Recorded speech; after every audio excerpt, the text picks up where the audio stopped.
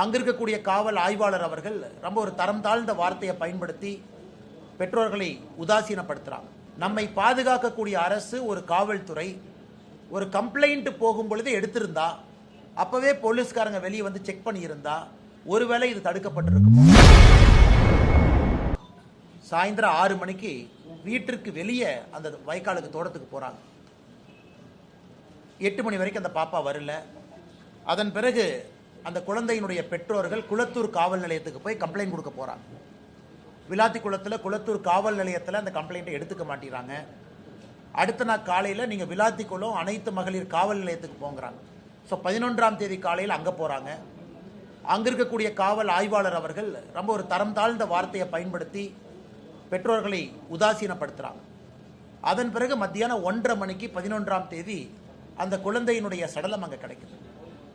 இது எந்த அளவுக்கு பெரிய ஒரு பாதிப்பு நம்ம எல்லோருக்கும் மனதில் ஏற்படுத்தி இருக்குன்னா, நம்மை பாதுகாக்கக்கூடிய அரசு ஒரு காவல்துறை ஒரு கம்ப்ளைண்ட் போகும் பொழுது எடுத்திருந்தா அப்பவே போலீஸ்காரங்க வெளியே வந்து செக் பண்ணியிருந்தா ஒருவேளை இது தடுக்கப்பட்டிருக்குமோ. அதனால 10ஆம் தேதி சாயங்காலம் காணாம போன அந்த மாணவி 11ஆம் தேதி மத்தியானத்திற்கு மேல ஏற்கனவே தேடி இடத்துல சடலம் கிடக்குதுன்னா யாரோ வந்து போட்டுட்டு போயிருக்கிறாங்க அப்படின்னு தான் மேற்கட்டமா நமக்கு தெரியுது. அதனால் இது காவல்துறையினுடைய தோல்வி என்று சொல்வதை விட காவல்துறையை நிர்வகிக்கக்கூடிய நம்முடைய முதலமைச்சர் ஐயா ஸ்டாலின் அவர்களுடைய முழு தோல்வி. என்ன கமாண்ட் அண்ட் கண்ட்ரோலில் வச்சிருக்கிறாங்க. இன்னைக்கு வந்து ஹோம் செக்ரட்டரி அவங்க பத்திரிகையாளர் சந்திப்பில் ஒருத்தரை சஸ்பெண்ட் பண்ணிட்டு அதனால பிரச்சனை முடிஞ்சிருச்சு அப்படிங்கிற மாதிரி போறாங்க. இன்னும் குற்றவாளியை கைது செய்யப்படவில்லை.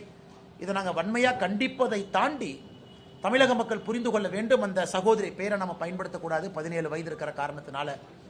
அவங்க 10ஆம் வகுப்பில் 500க்கு 495 மதிப்பெண், அப்படின்னா 99%, 99%. இதை விட ஒரு ஏழை குடும்பத்தில் ஒரு குழந்தை என்ன பண்ண முடியும் நீங்க யோசிச்சு பாருங்க. 99% மதிப்பெண்கள் பெற்று அந்த தலைமுறையை உயர்த்தக்கூடிய ஒரு வாய்ப்பு இருந்தும் கூட அந்த குழந்தைக்கு இது போல் நடந்திருக்கிறது. அதனால் முதலமைச்சர் அவர்கள் வெட்கி தலை குனியணும். இன்னைக்கு கனிமொழி போயிருக்கிறாங்க. சகோதரி கனிமொழி அவர்கள் அங்கே இருக்கக்கூடிய மக்கள் தங்களுடைய கோபத்தை காட்டியிருக்கிறாங்க. அதனால் முதலமைச்சர் அவர்கள் இப்போவாவது ஆட்சி முடியும் தருவாயில்னாவது ஒத்துக்கணும்.